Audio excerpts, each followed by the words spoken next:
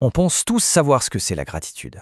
On dit merci, c'est poli, c'est normal, mais et si on passait complètement à côté de l'essentiel? Et si derrière ce simple mot se cachait en fait une science capable de changer pas mal de choses? Alors, pour commencer, parlons de ce fameux merci, celui qu'on sort à tout bout de champ sans même y penser. Est-ce qu'il a vraiment toujours du sens? C'est ce qu'on va voir tout de suite. Allez, petite question pour lancer la réflexion. Honnêtement, ça remonte à quand la dernière fois qu'on a dit merci et qu'on l'a vraiment ressenti? Pas le merci automatique au serveur ou à la fin d'un mail. Non, non, le vrai, celui qui vient de là. C'est plus dur qu'on le croit, hein? En fait, on voit bien qu'il y a deux catégories. D'un côté, il y a ce merci qui est devenu un réflexe, une pure formalité. Et de l'autre, il y a le merci authentique, celui qui reconnaît la valeur d'un geste, d'un instant. Un vrai cadeau en somme. Ok, on a posé les bases, mais ce qui est vraiment fascinant, c'est que la gratitude, ce n'est pas juste une belle idée un peu philosophique. Non, c'est une pratique dont les bienfaits sont mesurables et prouvés par la science. Et là, il faut parler d'un chercheur, un pionnier, Robert Emmons. C'est un psychologue qui a passé 20 ans de sa vie à étudier ça. Et sa conclusion, elle change tout. Pour lui, la gratitude, ce n'est pas de la politesse, c'est carrément une pratique de santé, au même titre que bien manger ou faire du sport. Rien que ça.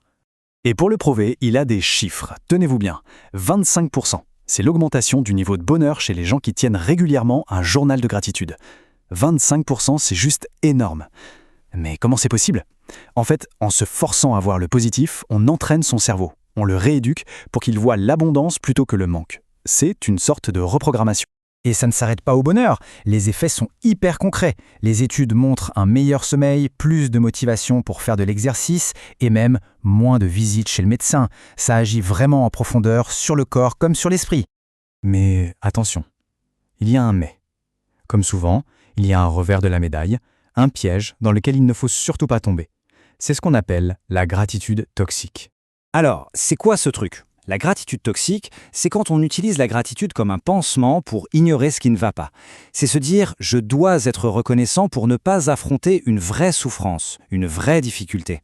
On la connaît tous, cette phrase. « Oh, ça va, ça pourrait être pire ». Souvent, elle part d'une bonne intention, mais en réalité, c'est une façon de nier ce qu'on ressent. C'est invalider une souffrance bien réelle au nom d'une autre purement hypothétique. Et voilà la différence fondamentale. La vraie gratitude, l'authentique, elle n'efface pas les problèmes. Au contraire, elle coexiste avec eux. On peut être super reconnaissant pour plein de choses dans sa vie et en même temps galérer. La gratitude toxique, elle, fait comme si les problèmes n'existaient pas. Bon, maintenant qu'on a vu la différence, comment on fait? Comment on cultive la bonne gratitude, la saine? Eh bien, il existe un outil ultra simple et son efficacité est prouvée. C'est l'exercice des 3 choses. C'est d'une simplicité presque déconcertante. L'idée, c'est que chaque soir, on prend un petit carnet et on note 3 choses de la journée pour lesquelles on ressent de la gratitude. La clé, c'est d'être précis et de se concentrer sur les choses ordinaires. Et attention, il ne s'agit pas de chercher des événements de folie, pas du tout. Le pouvoir de l'exercice, il est justement dans la redécouverte du quotidien. Ça peut être le goût du café du matin, la chaleur d'un rayon de soleil, un petit texto sympa ou juste un moment de calme.